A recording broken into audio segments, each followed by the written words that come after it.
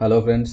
हमारा आज का टॉपिक है US currency monitoring list and recently इससे इंडिया को रिमूव कर दिया गया है, हटा दिया गया है।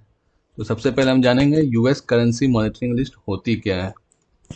तो ये लिस्ट ओरिजिनेट हुई है trade facilitation and trade enforcement act of 2015 के इस एक्ट के द्वारा ये लिस्ट ओरिजिनेट हुई है। बराक ओबामा ने इस एक्ट को साइन किया था और इसके द्वारा यूएस डिपार्टमेंट ऑफ ट्रेजरी जो है एक सेमी एनुअल रिपोर्ट सबमिट करती है कांग्रेस को। मतलब हर 6 महीने पे साल में 2 बार कांग्रेस को रिपोर्ट सबमिट करती है, जिस रिपोर्ट को कहते हैं macroeconomic and foreign exchange policies of major trading partners of United States. USA के जो मेजर ट्रेडिंग पार्टनर्स हैं उनके जो मैक्रो इकोनॉमिक और फॉरेन एक्सचेंज पॉलिसीज होती हैं उनकी एक रिपोर्ट सबमिट करती है हर साल 2 बार यूएस डिपार्टमेंट ऑफ ट्रेजरी। ये रिपोर्ट के द्वारा रिव्यू भी किया जाता है जो ट्रेजरी की मॉनिटरिंग लिस्ट होती है, करेंसी मॉनिटरिंग लिस्ट। ये जैसा कि नाम से खुद पता चल रहा है, ये मॉनिटर करती है currency practices and policies of 20 of the US major trading partner. जो 20 टॉप ट्रेडिंग पार्टनर है यूएस है, उनकी पॉलिसीज को ये रिव्यू करती है। If a country appears on the list it is regarded as a currency manipulator. तो अगर कोई कंट्री इस लिस्ट पे आ जाती है तो मैनिपुलेटर, करेंसी मैनिपुलेटर कहा जाता है उस कंट्री को। ये यूएस गवर्नमेंट अथॉरिटी उस कंट्री को ये टाइटल देती है जो अनफेयर करेंसी प्रैक्टिसेज में इन्वॉल्व है, जिसने जानबूझ के अपने करेंसी को डिवैल्यू किया है ताकि उससे एक्सपोर्ट्स बढ़ सके। फॉर एग्जांपल, इससे इस लिस्ट में अगर कोई कंट्री आ जाती है तो उस कंट्री पे ये इल्ज़ाम लग जाता है कि उसने जानबूझ के ट्रेड बेनिफिट्स के लिए या फिर एक्सपोर्ट्स के पैसे ज़्यादा कमाने के लिए अपने करेंसी को डिवैल्यू किया है। 3 क्राइटेरिया होते हैं करेंसी मॉनिटरिंग लिस्ट में आने के लिए।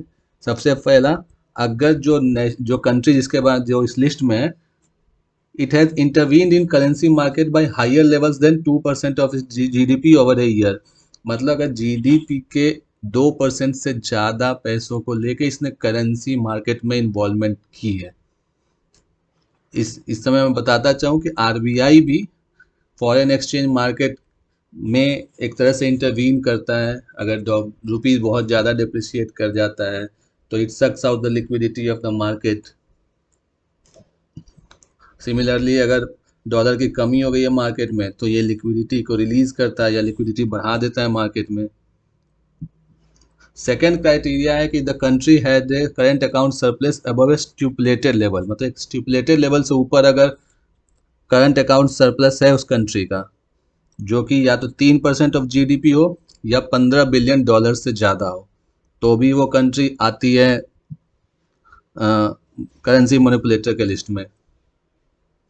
और तीसरा क्राइटेरिया जो है, if the net purchase of foreign currency to also need to exceed 2% of the GDP. मतलब जो फॉरेन करेंसी का जो खरीदती है सेंट्रल बैंक, वो भी 2% से ज़्यादा होनी चाहिए।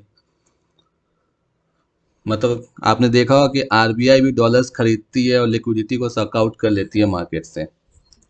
A country that meets 2 of the 3 criteria in this act, that is Trade Facilitation and Trade Enforcement Act of 2015, get included in the list as a currency manipulator। अगर 3 में से कोई 2 क्राइटेरिया को फुलफिल करता है तो वो इस करेंसी मॉनिटरिंग लिस्ट में वो कंट्री शामिल हो जाती है।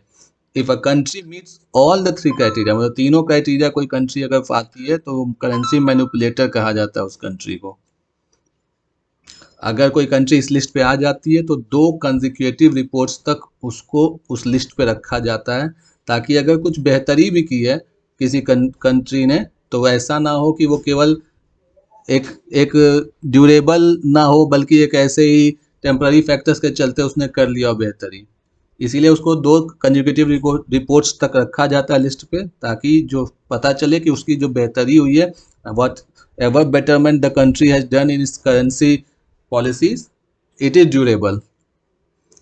अभी कौन कौन सी कंट्री यूएस के करेंसी मॉनिटरिंग लिस्ट पे है? रिपोर्ट के अनुसार, जो रिसेंट रिपोर्ट है उसके अनुसार, China, Japan, Korea, Germany, Malaysia, Singapore और ताइवान है यूएस के करेंसी मॉनिटरिंग लिस्ट पे। इंडिया और 4 और कंट्रियों को करेंसी मॉनिटरिंग लिस्ट से रिमूव कर दिया गया है, क्योंकि बस ये एक क्राइटेरिया को फुलफिल करते हैं, जबकि करेंसी लिस्ट मॉनिटरिंग लिस्ट पे आने के लिए कम से कम 2 क्राइटेरिया को फुलफिल करना होता है। हटने से पहले इंडिया 2 साल पहले, पिछले 2 सालों में करेंसी मॉनिटरिंग लिस्ट पे था। ये एक पॉजिटिव न्यूज़ हो सकता है इंडियन मार्केट्स के लिए और इंडिया के मॉनेटरी पॉलिसी मेकिंग के लिए भी, क्योंकि एक तरह से ये बॉन्ड्स और रेटिंग्स के हिसाब से भी एक नेगेटिव पब्लिसिटी जाती है कि इंडिया करेंसी मॉनिटरिंग लिस्ट पे होता था। इससे बहुत सारे एक्सपर्ट्स का कहना है कि Reserve Bank of India robust measures ले सकते हैं और एक्सचेंज रेट्स को इफेक्टिवली मैनेज कर सकते हैं without being tagged as a currency manipulator. और मार्केट के स्टैंड पॉइंट से भी ये बहुत बड़ा विन समझा जा सकता है, क्योंकि ग्लोबल ग्रोथ में और विश्व के जो फाइनेंशियल फाइनेंशियल सिनारियो, उसमें इंडिया की एक तरह से रसूख में बढ़ावा होगा।